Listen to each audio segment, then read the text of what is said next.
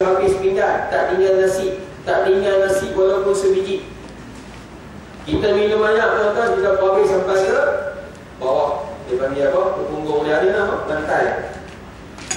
Kita buat apa-apa tuan-tuan, tidak ada bentuk-bentuk pembaziran.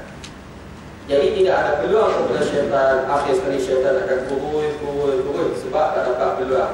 Tak dapat peluang untuk dia tumpang sama. Tak dapat tuan-tuan. Kadang-kadang tuan-tuan saya terfikir juga, Satu falsafah dia kata tuan-tuan, jangan kita pandang kejahatan orang lain itu macam seolah-olah dia memang bagi ke neraka dah. Jangan tuan-tuan. Pokok kita tengok kawan ni tuan-tuan, Allah buat maksiat, buat murka, buat dosa, kan? Tu menempah kemurkaan Allah hari-hari, tidak ada ruang yang baik. Kita kata memanglah dia ni apa? Tentu tuan-tuan. Dan jangan kita pandang kebaikan seseorang tadi macam kita anggap seolah-olah pasti dah dia ke syurga. Belum juga tuan-tuan. Kadang-kadang tuan-tuan, dia ambil kira akhir hayat kita. Dia ambil kira macam mana dia ambil kira akhir hayat kita tuan-tuan. Kalau dalam kehidupan kita ni tuan-tuan, penuh dengan maksiat, penuh dengan murka Allah. Tapi tuan-tuan, bila dekat-dekat nak mati, dia yang tahu, dia insaf, dia bertaubat, insaf dan rasa bersalah sungguh-sungguh, dan masih ada saki-baki yang dia nak tu, dia masih nak untuk buat ibadat, nak ganti balik hak mana yang dia berada dalam kemungkaran sebelum tu. Tiba-tiba tuan-tuan 3-4 minit ataupun 10-20 minit akan datang pada lepas pada dia insaf, tiba-tiba mati. Apa kita nak kata? Apa kita nak kata tuan-tuan? Sebab dosa manusia ni yang selain daripada syirik, dosa besar, segala bentuk dosa-dosa besar melainkan syirik sehadap kepada Allah. Sebab syirik ni dia dikategorikan sebagai kufur. Itu syirik. Nama syirik sebenarnya kufur. Sebab syirik ni menduakan Allah, mempertuhankan yang lain bersama dengan Allah contohnya. Selain daripada syirik ni, maka semua diampun dosa. Syarat dia babat nasihat. Jadi yang kita cerita tadi tuan-tuan, dia bergolongan dengan dosa daripada kecil sampai besar. Tiba-tiba lagi 3 jam, 2 jam, sejam lagi nak mati, dia insaf, dia bertobat kepada Allah sungguh-sungguh, memang sungguh, sampai terduduk lepas longlai, memang takut sungguh pada Allah dengan dosa yang pernah dia lakukan. Bila dia mati tuan-tuan, kadang-kadang dia telah bertobat, cuma tak ada nak bayar balik saja. Apa kita kata tuan-tuan?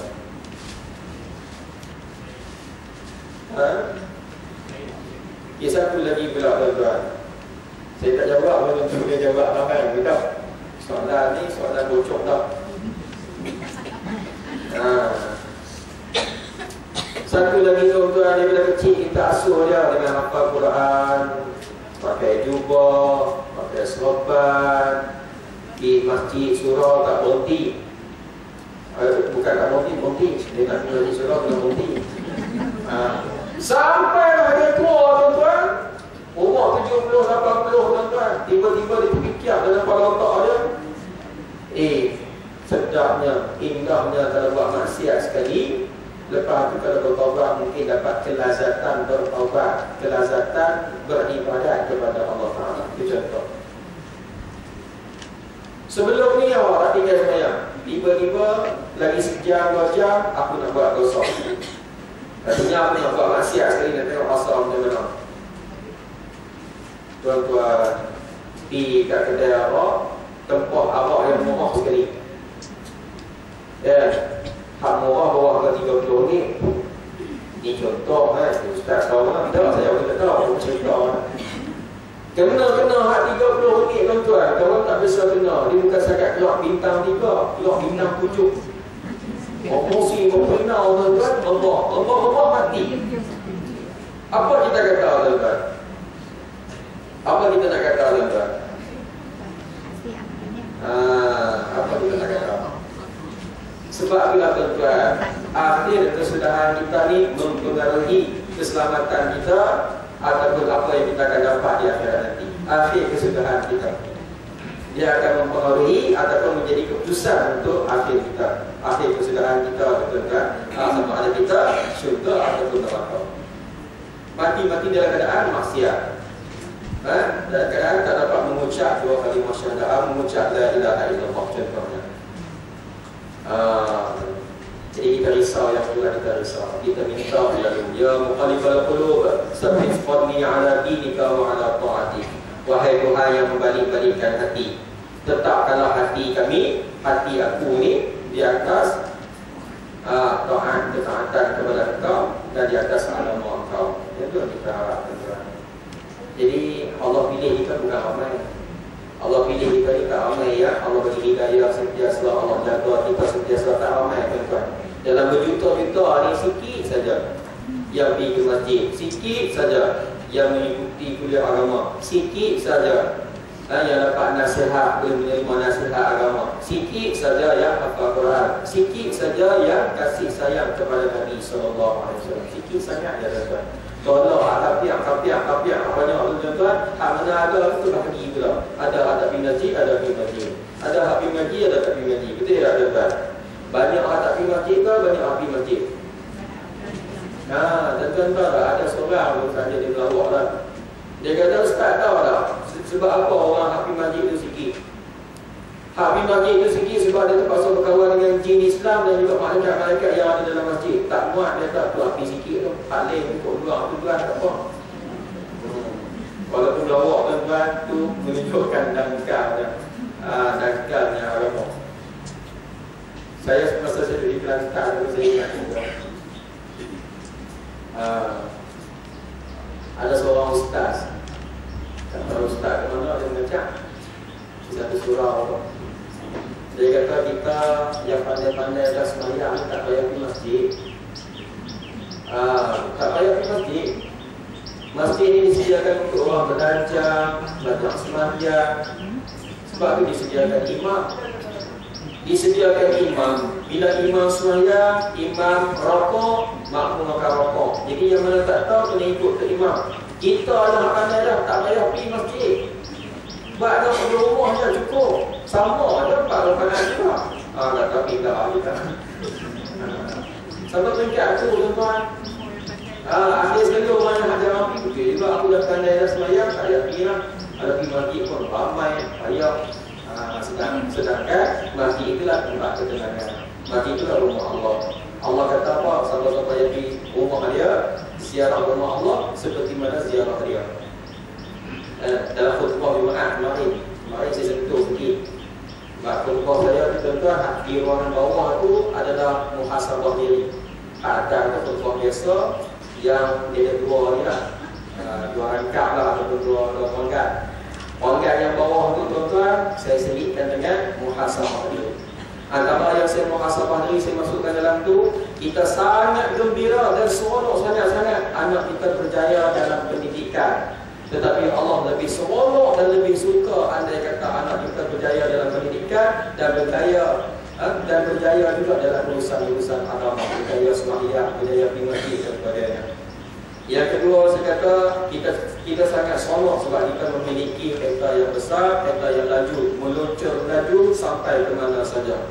Tetapi Allah Ta'ala lebih sayang, lebih suka andai kata kereta yang dia bagi kepada kita dapat singgah-singgah di masjid-masjid yang ada di atas muka bumi ini. Tuan-tuan, yang ketiga, semua ada 7, saya tak ingat semua. Apa lagi?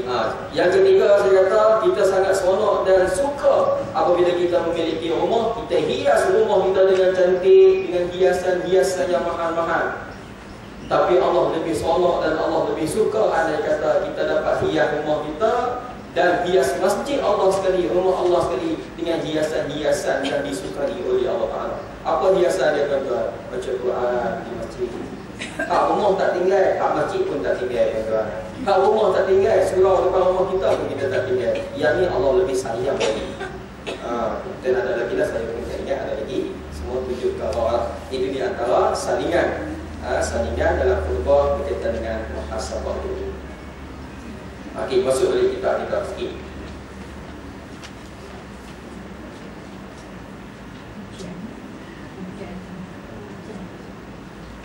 Dan lagi sabda Nabi, tiada mengetahui satu kaum akan janjian Allah dengan mengerjakan yang disuruh dan menjauh yang ditegahnya, melainkan mengerasi Allah Ta'ala atas mereka itu dengan seteru mereka itu, dan tiada menghukum mereka itu dengan yang lain daripada hukum Allah Ta'ala, melainkan merata ia pada mereka itu akan penyakit mati, dan tiada menegah mereka itu akan zakat, melainkan ditegah akan mereka itu hujan, dan tiada mengurang mereka itu akan sukatan dan timbangan, melainkan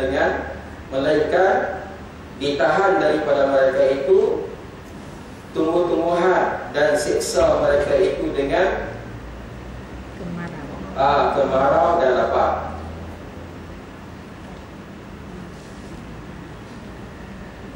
Sikit lagi ya. Dan lagi sabda Nabi, saya ulang balik, dan lagi sabda Nabi sallallahu alaihi wasallam, tiada mengetahui satu kaum, ini artinya hadis dah ni, dan tiada mengetahui satu kaum akan janjian Allah dengan mengerjakan yang disuruh dan menjauhkan yang ditegak, melainkan mengerasi Allah Ta'ala atas mereka itu dengan seteru mereka itu. Jadi kita tak tahu apa janjian Allah, kita tak tahu apa yang Allah janji kepada satu-satu kaum, yang mana hak buat apa yang Allah suruh, tinggal dan jauhkan apa yang Allah larang. Melainkan Allah akan mengeraskan, Allah akan paksakan atas mereka itu dengan seteru mereka itu. Akhir sekali dengan sebab kita tak ikut janjian Allah ini, Allah akan bagi bala dalam bentuk perseteruan, permusuhan, perbalahan, masa muka dan sebagainya. Jadi tuan-tuan, kalau kita tengok berlakunya perbalahan, perkelahian, apa semua ni, sebab dia adalah sebab daripada manusia sendiri. Sebab daripada manusia sendiri. Mungkin manusia ni kata hang sindir, kuku sindir kan, menyebabkan masing-masing tak sempat nak jaga hati, nak kawal hati, tuan-tuan. Akhirnya keluarlah bibit-bibit permusuhan ataupun perkelahian. Dan tidak menghukum mereka itu dengan yang lain daripada hukum Allah, melainkan merata ia pada mereka itu akan penyakit mati. Hukum Allah dah ada, siap dah. Hukum semayang, tuan-tuan, kita boleh ubah dah. Semayang 5 waktu, semayang 4 waktu, 5 waktu, tuan-tuan. Satu waktu ada yang 4 rakaat, ada 3 rakaat. Yang 3 rakaat kita nak sama ratakan bagi jadi 4, boleh tak? Maghrib semayang 4 rakaat. Tak boleh, Allah dah tentu, siap dah. Buat lebih berbatas semayang, buat tak cukup berbatas semayang. Hak naknya 3 saja. Subuh, tuan-tuan, luar, masa banyak, sejuk kan, cukup selesa, orang pun tak ganggu. Nak buat 8 rakaat, boleh tak tuan-tuan? Tak boleh, 2 aja. Buat 1 pun batal, kalau buat 3 pun batal. Lebih lagi lah batal. Nampak tak? Itu hukum Allah. Itu hukum ibadat. Hukum muamalat pula, jual beli. Orang kaya kita jual harga mahal sikit, tak apa, dia kaya. Hak miskin tu kita jual murah daripada harga biasa. Dia pun suka, kita pun suka. Boleh tak? Tak boleh. Sebab dalam hukum muamalat ni telah pun ditetapkan. Hak ribanya lagu mana, timbangannya lagu mana, akad jual belinya lagu mana, ada jual salam dan sebagainya. Semua telah pun ada, hukumnya telah pun ada. Nak ubah tak boleh. Bab hukum munakahat, bab nikah kahwin. Bila Allah bagi 4 orang lelaki yang ada kemampuan, satu-satu masa boleh berpoligami 4 orang. Itu bagi yang jutawan. Yang the millionaire, takkan tak boleh 8 orang tu. Itu akal kita, tuan-tuan. Allah telah pun tetapkan paling banyak 4 je. Nak tambah lagi, buang 1, tambah 1. Di sini tak ada apa, no? Tak ada kan, mujur tak ada. Tapi Allah sebut dalam Quran, kalau tak mampu dengan yang 4, tidak yakin boleh berlaku adil, maka berkahwinlah dengan satu tu ramai, satu sungguh lah tu. Berkahwin dengan seorang saja. Kalau tak yakin berlaku adil. Yang nak sini adalah keadilan, bukan berdasarkan nafsu atau keadilan. Sama lah juga dalam hukum bab jinayah. Bab jinayah ni bab hukum jinayah Islam. Bunuh orang, lalu mana hukum hudud, ta'zir, diyat, dan semua dah pun ada. Nak ubah tak boleh, nak tukar tak boleh, tak mau tak boleh, tak mau pun tak boleh. Katanya kena ikut. Kena ikutlah apa yang ada, kena ada. Di Malaysia ni ada dia hukum hudud. Ada hari bila nak buat. Haflah ni nak buat tak bagi, haflah tu tak mau buat, hari tak bagi juga dah. Jadi kok mana-mana pun semua tak jadi lagi. Patutnya kena pakat bagi jadi. Ubah bila ke mana pun janji bagi jadi ada hukum undang-undang Allah. Dalam animal undang-undang Malaysia ni. Sebab yang dulu daya ada dalam Quran. Kalau tak tahu apa daya ada dalam Quran. Okey, nak cerita di sini kalau kita tidak melaksanakan menegak hukum-hukum Allah, jadi akan berlaku penyakit mati. Sini dia kata sini, dia kata di sini, melainkan merata ia pada mereka itu akan penyakit mati. Dia akan wabak-wabak yang mana hak menyebabkan kematian. Sampai lah tak ada ubat lagi. Ada lagi penyakit-penyakit yang lain yang boleh bertahan boleh mempertahankan diri saja. Bagi doktor bagi ubat cak apa ni doktor? Cak perisai. Sebab apa doktor? Untuk nak tahan diri. Makanlah ubat cak perisai. Sampai mati tuan-tuan. Ni saya nak cerita di sini. Saya kejut juga orang ni cerita dalam 2 bulan lepas. Saya pergi di Ustaz. Saya duduk di Jabatan Agama, Majlis Islam. Kemudian salah seorang terima betul, dia sakit. Kemudian duduk di PMC, Putra Medical Center. Dia duduk di PMC tu dia Cina, betul. Dia punya tu pengurusan dia apa semua tu Cina. Yang hak kerajaan ni ketahnya KMC, Kedah Medical Center tu.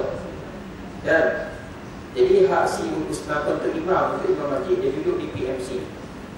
Kemudian kawan-kawan yang ada di Jabatan Agama dia bincang, dia kata pasal buat ke imam duduk PMC tu, KMC tu murah sikit pada PMC.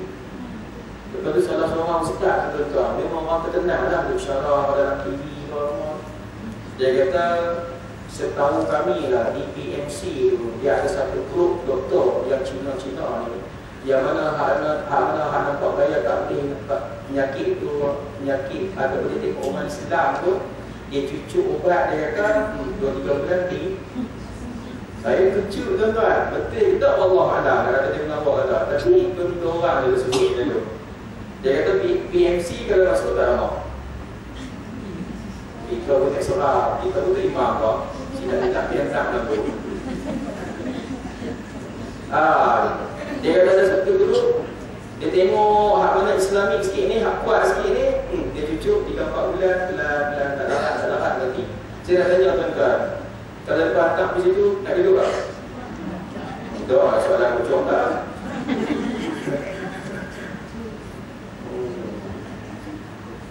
Hak dekat dengan tu KMC ni kerajaan di Kedah punya, ada syarikat kerajaan Kedah tu. Itu situ murah sikit, pakar Melayu pun ada. Kita pilih yang terbaik sebab Islam ajar kita pilih yang terbaik. Kalau ada 2 yang baik, pilih yang terbaik di kalangan yang baik. Tidak? Sampai satu peringkat kalau ada kenduri 3 hari ni, ada kenduri lah. Ada. Kalau ada 3 kenduri hari ni, pilih yang baik dulu.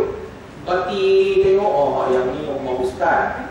Lepas juga makan taklah banyak sangat, tapi dia tak campur ataupun dia tak bergaul sekali lagi dengan perempuan asingkan, makan cukup selesa. Tengok-tengok pula dia okey, tak ada api yang tu dulu. Yang hak kedua tu parti tengok, dengan kompang tak salah. Kompang ada apa nak makan, nak suap pun bertelan. Sedangkan kompang tu tak salah. Tapi yang tu bising sikit.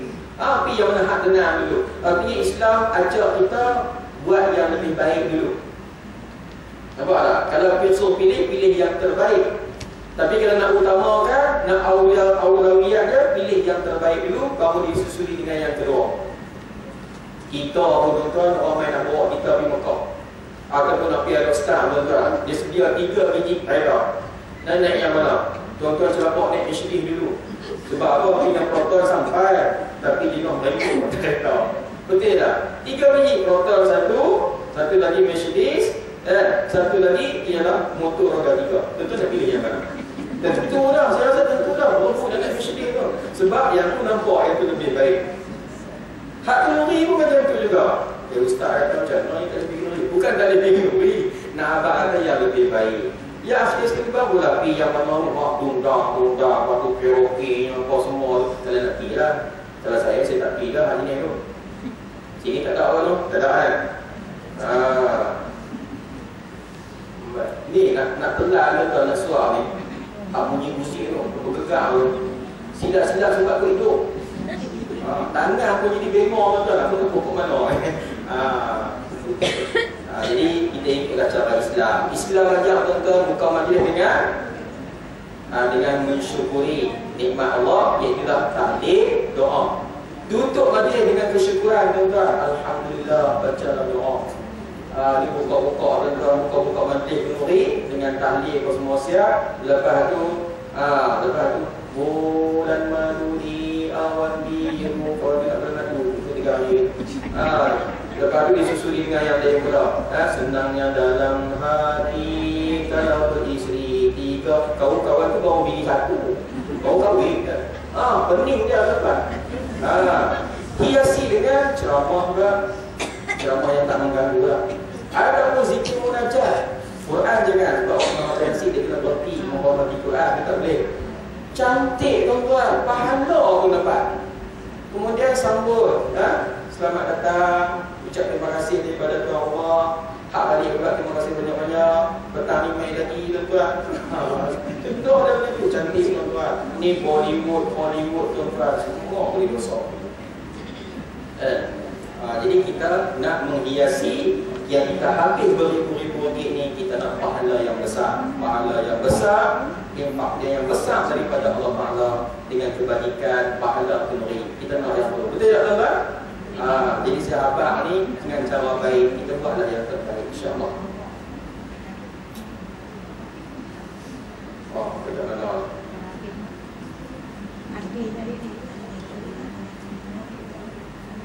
Arti sabda Nabi tadi ya. Jadi malaikat mengerasi Allah Ta'ala akan mereka itu dengan seteru mereka itu. Dan dalam hukum mereka itu dengan yang lain daripada hukum Allah, malaikat meraka ia pada mereka itu akan penyakit mati.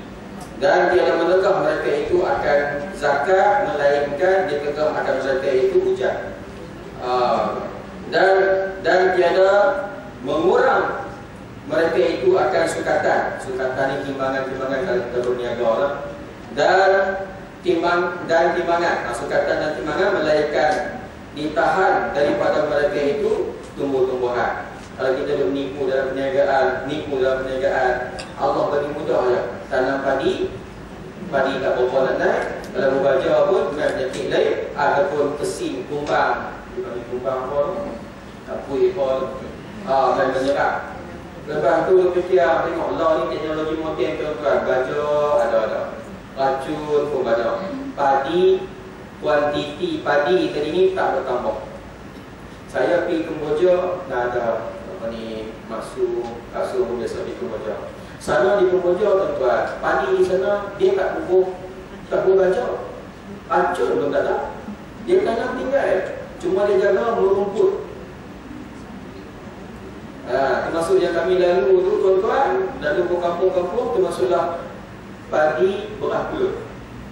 Kita bisa tengok tak pokok padi berapel? Besar. Kalau tak ada kan? Kalau nak tengok, mudah saja. Pergilah ke senang. Kalau boleh pergi sendiri. Ini tuan-tuan, di sana bukan ada baca. Orang sini pula pergi baca di sana. Sana bukan ada kilang baca. Racun sana tak racun. Mungkin keberkatan berusaha dengan titik peluh, dengan niat ikhlas, dengan susahnya tuan-tuan, Allah bagi keberkatan, pokok cantik elok. Pokok besar-besar tuan-tuan, padi banyak. Tak betul dah tu. Tak sebab aku awal. Cuma silap-silap sikitnya tuan-tuan, kalau pergi di Vietnam pun padi banyak juga. Di Vietnam ni bukan setakat dia tanam padi je, mayat pun dia tanam dalam benda.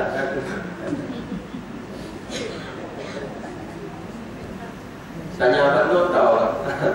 Di Vietnam banyakkan benda tanam mayat. Dia ada pupuk dalam benda. Bercerita besar. Jadi tuan-tuan, cerita dia kalau menipu dalam timbangan, menipu dalam timbangan dan juga sekadar, Allah akan turunkan bala dalam bentuk pokok-pokok kayu tak subur. Pokok-pokok kayu tak subur, tuan-tuan. Dan disiksa mereka itu dengan kemarau dan lapar. Disiksa dengan kemarau dan juga lapar. Siapa lah panas dalam rumah sangat, musim tak menentu, nak kiamat dulu, musim tak menentu. Sebenarnya adalah sebab kita sendiri, tangan-tangan kita manusia. Begitu juga dalam lapar. Kemiskinan masih lagi ramai. Itu mungkin salah satu. Dan lagi sabda Nabi SAW, dan lagi sabdanya, jika ada beberapa orang yang muda itu khusyuk bagi Allah pada ibadat mereka itu, dan segala binatang itu menuntut makanan pada segala padang-padang, dan tidak beberapa orang yang tua.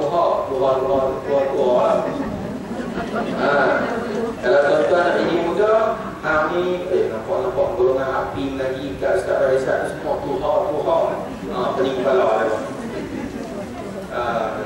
Lah ni orang tak mahu sebut tua, dia sebut lama.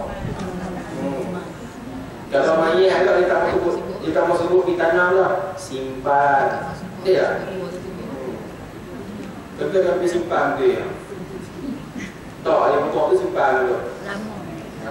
Kena tenang. Ni bahasa kita beradab. Jenazah nak dikebumikan, nampak jelaslah nak bumi. Jenazah nak disimpan ke apa? Kalau faham tak apa tuan-tuan, kalau tak faham yang kita nampak, simpan. Kena sendiri. Bila siapa nak simpan? Orang nak tanam tu, tahu tak? Itu bahasa apa? Okey, kalaulah ada tiada beberapa orang yang tuha itu berbuat ibadat akan Allah Ta'ala, dan tiada segala kanak-kanak yang kecil itu meminum air susu, nescaya dicurah atas kamu itu siksa yang amat pedih dengan sebab zalim kamu. Ini maksud hadis. Jadi kalau tak ada Allah di kalangan orang yang muda-muda yang khusyuk beribadat, orang muda yang khusyuk beribadat, payah nak jumpa orang muda khusyuk beribadat, tuan-tuan. Saya sejarah jalan rata-rata, tuan-tuan, ada dua tempat yang ramai orang sembahyang. Yang pertama ya tuan-tuan, saya berada di Kelantan, di tempat satu masjid, tak silap saya masjid Geting kot, dekat dengan tempat saya sembahyang zuhur. Masjid tu lebih kurang panjang jadi sah daripada masjid kita ni, masjid Banak Baru ni. Sembahyang zuhur 6 sah. Satu sah dah boleh buat Jumaat dah ada 60 orang, 70 orang. Satu sah. Ni ada 6 sah sembahyang zuhur, bukan sembahyang maghrib, tuan-tuan. Masya Allah, terkejut saya. Kita sembahyang belakang sekali, boleh kira sah. Nak bersyok memang Ustaz tu. Kita sembahyang alhamdulillah rabbil alamin. Sampai itu 1 2 3 4 aku duduk sah 6. Alhamdulillah rabbil alamin. Itu tuan-tuan. Apa yang semua tu kan? Yang kedua saya sembahyang tuan-tuan di Masjid Padang Maksirat. Ni cerita dah tahun lepas lagi lah. Padang Maksirat Langkawi, tempat kita. Yang hak ramai sembahyang tuan-tuan bukan hak tuha. Hak muda. Pakai seluar jin tuan-tuan. Hak pergi sembahyang tu pakai seluar jin. Ada yang dia pakai cap, dia pakai cap kan. Dia pusing di belakang pergi sembahyang. Tak apa lah sembahyang, ikut Allah lah dia jadi sembahyang. Ramai hak muda, 3 sah itu muda belakang. Hanya setengah sah sahaja yang tuha. Saya juga pemantauan masjid di Langkawi. Itu yang saya tertarik. Kalau masjid yang paling cantik sekarang ni tuan-tuan, yang bersih, kalau tuan-tuan lalu ke Bali, tuan-tuan singgah Masjid Tupai. Nama dia Masjid Tupai, bukan masjid tu hak milik Tupai. Masjid Tupai ni jalan nak pergi ke Batu Lima daripada Bapak Panjang kan, nak pergi ke Batu Lima C, belah kiri. Saya ingat dalam 5-6 kilometer. Masjid dia masjid kampung, bukan masjid cantik, masjid baru lah. Masjid kampung, dia ada kayu separuh apa semua. Tuan-tuan, itu masjid dia belah kiri, bawah bukit, jalan ke atas, masjid ke bawah. Masjid dia tuan-tuan walaupun masjid lama, kalau tuan-tuan pergi langsung tak mau balik. Saya seronok saya pergi bagi kursus di situ, kursus pada bulan-bulan masjid berkaitan dengan taklim, jemputan dan sebagainya tuan-tuan. Dia jemput semua imam-imam dalam qaryah tu, termasuk imam surau semua, termasuk bakal imam dan pengganti-pengganti imam yang yang dia panggil yang jemputan ni diberi kursus. Saya pergi bagi kursus di situ tuan-tuan. Di situ tuan-tuan, masjid lama tapi koman bersih tuan-tuan. Bilik ayam boleh tidur. Kalah masjid saya, kalau saya nak kata kalah masjid nak bangun kita tuan-tuan, kalah masjid saya. Cantik semua tuan-tuan. Dan baru-baru ni dia ada pertandingan masjid terbaik dan masjid terbaik mendapat johan macam ni kita. Masjid terbaik, masjid cemerlang. Kalau tuan-tuan lalu tuan-tuan singgah aja, tengok macam mana macam ni. Dan imam dia adalah guru besar sekolah, guru besar, guru lah, penjawab Allah tuan-tuan. Ya alhamdulillah, kita tengoklah. Masjid lama tapi cantik. Kemudian dengan sound system dia cukup emas dengan speedy. Memang puas hati dia lah. Memang puas hati. Saya pun pengen nak pergi duduk di masjid tu, tapi apakan daya, aku dah ada masjid sendiri yang aku tak boleh. Macam tu lah saya tahu. Okey, dan adalah bagi kamu dengan beberapa ayat dan hadis ini menakutkan. Jadi pada dengan daripada nas dalil dari ini yang mana boleh menakut dan menjumatkan kita berkaitan dengan urusan zakat. Urusan zakat. Okey, bagi zakat dulu, baru dia ada faslun. Faslun ni ceraian kepada kitab tadi. Jadi kita akan sambung di situ pada sesi yang akan datang. Sekarang ni tuan-tuan, bagi mereka ni kan, bagi mereka dia telah pun agihkan orang zakat untuk fakir miskin yang setahun sekali. Biasanya tiap-tiap tahun tuan-tuan bagi negara kita ni orang zakat tak pernah cukup. Kau pula lah banyak-banyak pun tak pernah cukup. Sebab apa tak pernah cukup? Hak miskin pun ramai. Tak cukup. Dan ada yang buat miskin pun ada tuan-tuan. Kita juga orang zakat. Saya nak cerita ni zaman Sayyidina Umar tuan-tuan. Zaman Sayyidina Umar, bila Sayyidina Umar menjadi khalifah, Sayyidina Umar menjemput yang mana hak layak, kategori yang layak menerima zakat untuk menerima zakat. Bila perempuan tuan-tuan, perempuan pergi bagi zakat tuan-tuan, di kalangan anak-anak kaya ataupun rakyat Sayyidina Umar ni, dia pun bukan tengok pada diri dia pun, dia pun tengok pada orang sebelah rumah. Allah, kau nak teruk ni pada aku, yang aku ni teruk dah, tapi kau nak teruk ni pada aku. Tuan-tuan, terima zakat daripada Sayyidina Umar, buat balik, bagi kat jiran, bukan dia ambil. Hak lain pun macam tu juga. Lah, nampak nanti aku kesian lah, anak ramai, aku susah juga lah. Tapi pak nakal anak ramai, lepas tu dia juga dah tak larat aja, balik pergi bagi ke pak nakal, tak ambil kan. Artinya masing-masing tengok yang mana layak. Mungkinlah Sayyidina Umar ni mungkin tak nampak, terlepas pandang hak lebih susah daripada aku. Dia main zaman lah ni tuan-tuan. Pasal tahu kalau boleh kat aku daripada boleh kat orang lain. Sifat ni dia kena buang tuan-tuan. Saya kalau nak bagi zakat, saya cukup tak seronok daripada memang orang rumah. Tapi dia dapat dah terlepas pasal apa? Kalau tak dapat, kita dah bagi kat orang lain pula. Pasal apa tak dapat? Dia terkam juga tuan-tuan. Bagilah kat orang lain pula. Ramai lagi nak lain yang susah kan? Dia musim-musim dia. Jadi saya nak bagi zakat dulu. Ada nak tanya apa? Ada nak tanya apa? Tak ada. Tapi tak ada apa. Saya nak sentuh sikit yang minggu lepas. Tuan-tuan ingat tak yang minggu lepas? Ingat apa dia? Orang kahwin. Mana saya sentuh orang kahwin? Orang takdir.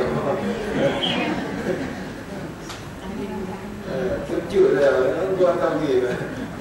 Okey, tak apalah. Saya nak cerita sikit yang InsyaAllah pada 26 bulan 5 ni saya akan berangkat ke Umrah dan akan balik pada 7 bulan 6. InsyaAllah pasal tarikh hari raya pun dia tak sebut lagi, tak tahu sangkut atau tidak. 27 dia betul. Jadi cerita dia tuan-tuan, sambil-sambil pergi sana atas pandangan anak-anak karya saya, ramai kalangan api bersama saya, anak karya saya sendiri dan dipanggil saya anak pi ikut saya sekali. Di samping pergi sana tuan-tuan, ada beberapa orang ustaz lah yang ikut saya, antara yang Ustaz Zaki, Ustaz Zaki sini kan, Ustaz Roslan, Ustaz Faisal, ada beberapa orang lah, ustaz-ustaz, kawan-kawan saya ikut sekali. Jadi kesempatan pergi sana sambil-sambil kita baca Quran, buat ibadah di sana. Jadi kita nak buat juga kepada arwah-arwah yang ada di sini. Jadi pada minggu lepas saya cerita sikit, kalau kita sembahyang 2 rakaat di sana, samalah beribu-ribu rakaat di sini. Kalau kita sedekah derma di sana 1 dirham, samalah sini kita bersedekah menderma beribu-ribu kali ganda daripada di Mekah. Artinya pahala dia bukan dekat berlipat ganda sikit je, berlipat ganda yang luar jangkaan. Jadi akan dasar itulah bila pergi sana tuan-tuan, saya nak buat satu majlis ataupun satu program, iaitulah serampang 2 mata sambil pergi buat umrah, sambil baca Quran di sana untuk diajarkan kepada arwah. Jadi guru-guru yang pergi ini lebih kurang dalam 30 orang pun. Jadi mata ni akan diberi peranan untuk tahlil, baca Quran dan sebagainya. Di antaranya ialah 10 kali khatam Al-Quran lebih 10 kali khatam Al-Quran, 10 kali yang lebih Quran. Semua itu diniatkan kepada arwah. Setiap kali baca niat kepada arwah yang ada nama Allah, tak ada orang lain. Kemudian yang kedua, tahlil melebihi 70,000 kali dan qul huwallah melebihi 10,000 kali. Kalau tuan-tuan buat penuhi di rumah, penuhi arwah, bagi dia anak. Habis dia rendah 400-500 buat minggu. Dan tahlil 100 dia ataupun lebih, Quran tak ada baca. Dan habis lagi mana habis. Tapi bila buat di sana tuan-tuan, insya-Allah dengan keikhlasan kita, insya-Allah seorang arwah kita hanya minta untuk seorang arwah bukan upah sumbangan untuk makan minum dari persatu hati pembaca-pembaca. Seorang arwah tak sampai 500, tak sampai 600, hanya 20 ringgit sahaja.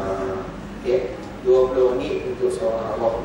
Jadi seorang arwah bila datang kat kita, seorang arwah dengan 20 ringgit sumbangan ikhlas, jadi maka akan dapat lebih 10 kali khatam Quran, lebih 70,000 kali tahlil dan lebih 10,000 kali Allah makan terus ikhlas.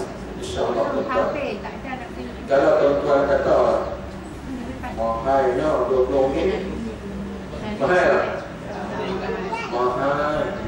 buat sendiri. Selamat 20 ringgit 10 kali khatam. Besar-besar.